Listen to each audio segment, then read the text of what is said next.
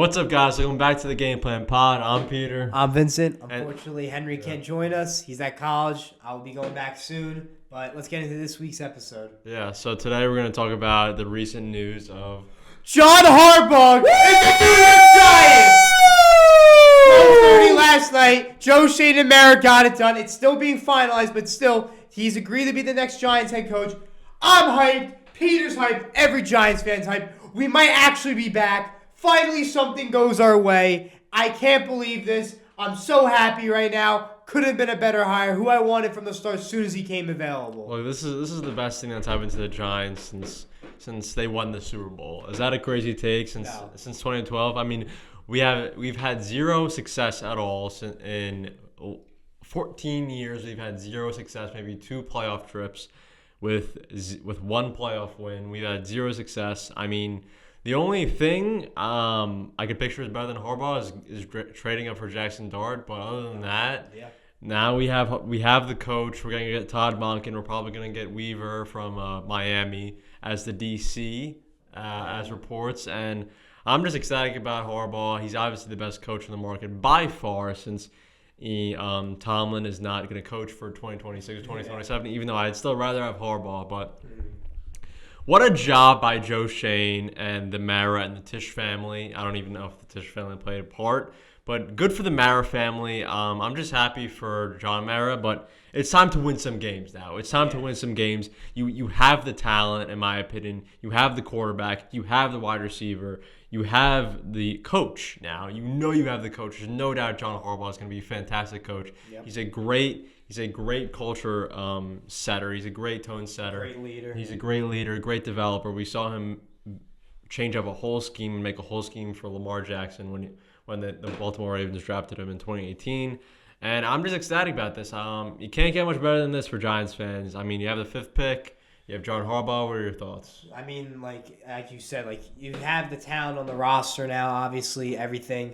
And, look, the way that they hired, you said the Maras, Joe Shane did work, but also Eli Manning went into scouting for John Harbaugh, trying to convince him to come over. Even Brian Dable, who got fired, obviously, which you wouldn't expect him to advocate for someone to take his job that he got fired from, still put in a great word for John Harbaugh to be the Giants head coach.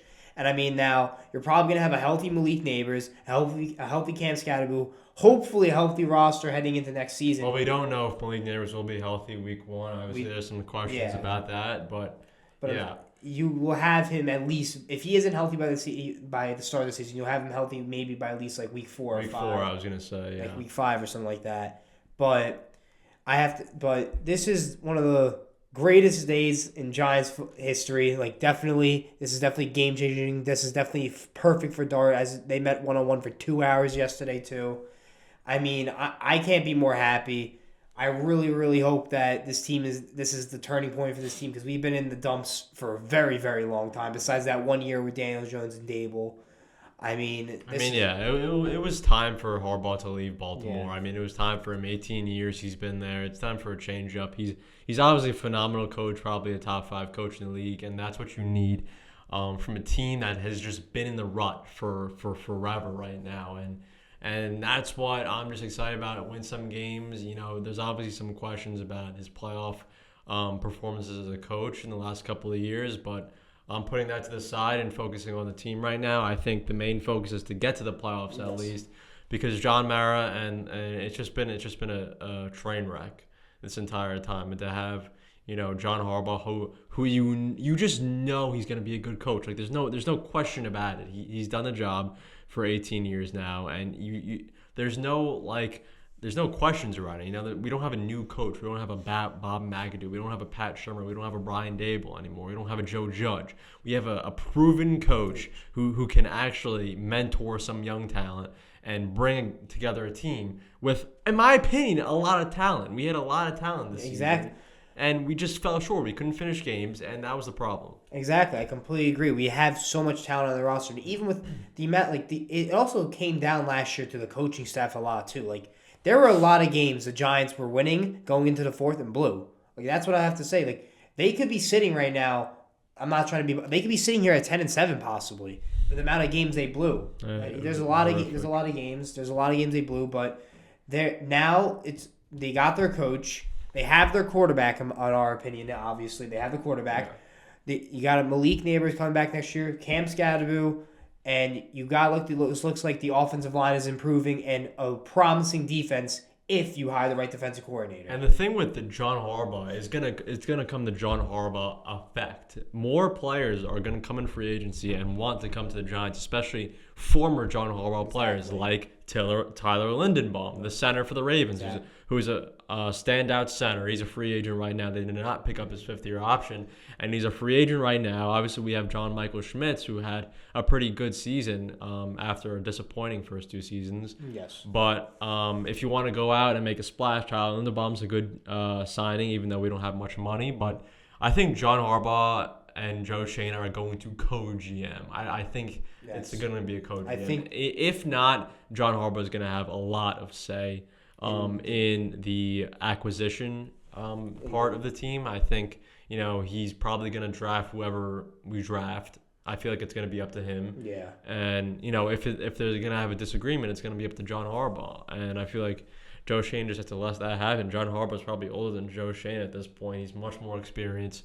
And so for the OC now, I think it's pretty expected we're going to get Todd Monken. Yep. He's been the Ravens OC for 3 years. And before that, he was the Browns OC for 1 year, and then Tampa Bay's OC for 3 years, and before that, he was a college coach. So he's been an OC for about 7 years now, a pro OC. So he has the experience. He's been in the John Harbaugh system. They have a good relationship. That's really important.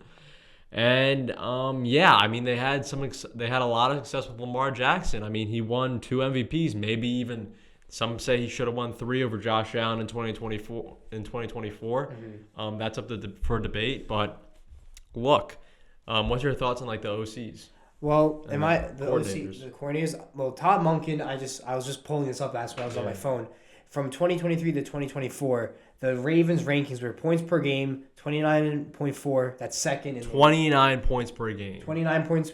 Yards per game, 397. That's second in the league. Yards per play, 6. So that's second. Third down percentage, 45. That's fourth. Red zone offense, 62% in 2023. 73.97% in 2024. And that's the thing. Red zone offense. That was one of our weakest points in the last couple of years, and now we got Todd Monken there to develop Dart and the very young offense. I feel like our team is very impressionable right now because we're so young. We're one of the youngest teams in the league, but we also have a mix of veteran talent like Brian Burns, Fabio Okereke, Dexter Lawrence. The list goes on. But I'm excited. I want the 2026 season to start already. But yeah, I mean, there's still a lot of coaches out there. Especially Brian Daboll, who has been rumored to go to Philly as one of their top offensive coordinators. What do you think about that? I could definitely see it happening, obviously, because he doesn't look like he's gonna get a head coaching job. Obviously, after all the things that went down, like the drama and problems he had in the backstage behind the games. But I could definitely see him being the OC of Philly because they have a great offense. They have here's the thing. Good talent on that team. Here's the thing. Brian Daboll has relationships. I don't know if they're good or bad. I don't know if they are still bad. There's still bad blood with Philly and Brian Daboll. The thing with Brian Daboll is that his relationship with Saquon Barkley, he let Saquon Barkley walk to the Eagles. He chose Daniel Jones over Saquon Barkley, basically, Brian Daboll. And Brian Daboll's relationship with Jalen Hurts, he was Alabama's offensive coordinator during the national championship when they benched Jalen Hurts for Tua Tagovailoa in the national championship. So that might play a role. Jalen Hurts and Saquon Barkley might come out and say, I don't want Brian Daboll as my OC. I don't like that guy. But you never know. Maybe they could put that past them. But what do you think? I agree with that. But you don't know. We don't know how really Saquon and Brian Daboll's relationship was. Because we mostly obviously saw between Joe Schoen and Saquon on Hard Knocks, obviously. But I completely agree that could be a big factor into that. But at the end of the day, I think that team's going to want to win because they just pretty much, in my opinion, had a really disappointing season. And your offense was underwhelming with the amount of talent you had on Devontae Smith, Dallas Goedert, A.J. Brown, Saquon Barkley, Jalen Hurts. As there's some rumors with A.J. Brown being traded. Yeah. There's some trade rumors floating around with A.J. Brown to the Patriots for a first and 2/3. I've seen that. I've seen the Patriots. I've seen the Bills possibly. But if I was a team, I wouldn't want AJ Brown. Like, I like him as a person, but he's way too complicated. He like we saw it last week in the playoffs. He too many times he steps out of his comfort zone and says to the media, "I want the ball. Give me the ball." And then you go out there in a playoff game when your team is supposed to win the game and just completely fumble and drop like 3 passes. Like, that's unacceptable for AJ Brown. If I were a team like the Patriots, I would definitely not. With their success, I would definitely not trade for him. Exactly, because it seems like he has a lot of locker room problems. There's obviously been like people thinking that he threw shade at like Saquon a little bit at interviews and stuff. So I don't know, but they're Philly. I don't know. They're in a little like trouble right now with their team chemistry. So I don't know how that's gonna play out. But I mean, right now, I would say the NFC East is up for grabs. You have the Giants with a new head coach and a completely new system with great players and great talent. I think we are definitely in contention for the 1 seed in the NFC East.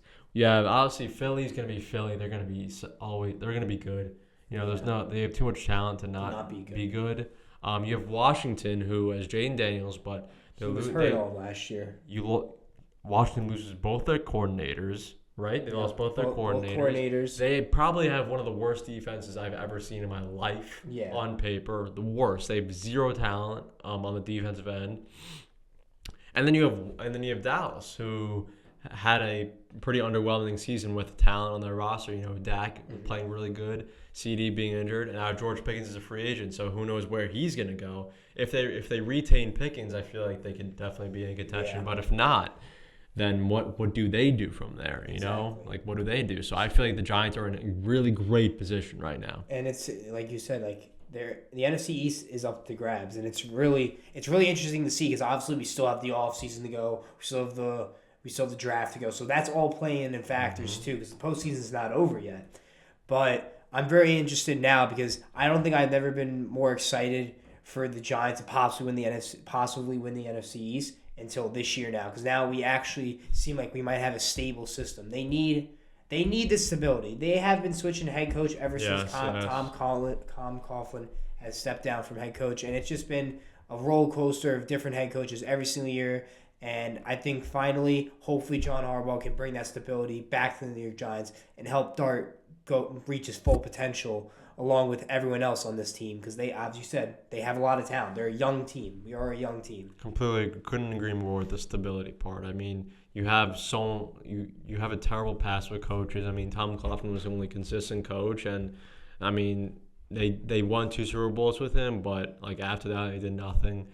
And then you have too many roller coasters. I mean, you have a guy with John Harbaugh who can coach for who can coach for 10 years. That's the potential you have with John Harbaugh. You haven't had that yet, and now you do with John Harbaugh. So this is the best thing to happen to the Giants since their Super Bowl win. That's our take, and yeah. I'm excited. I think every other Giants fan is excited, and well, let's see what John Harbaugh and the Giants have in store for us now.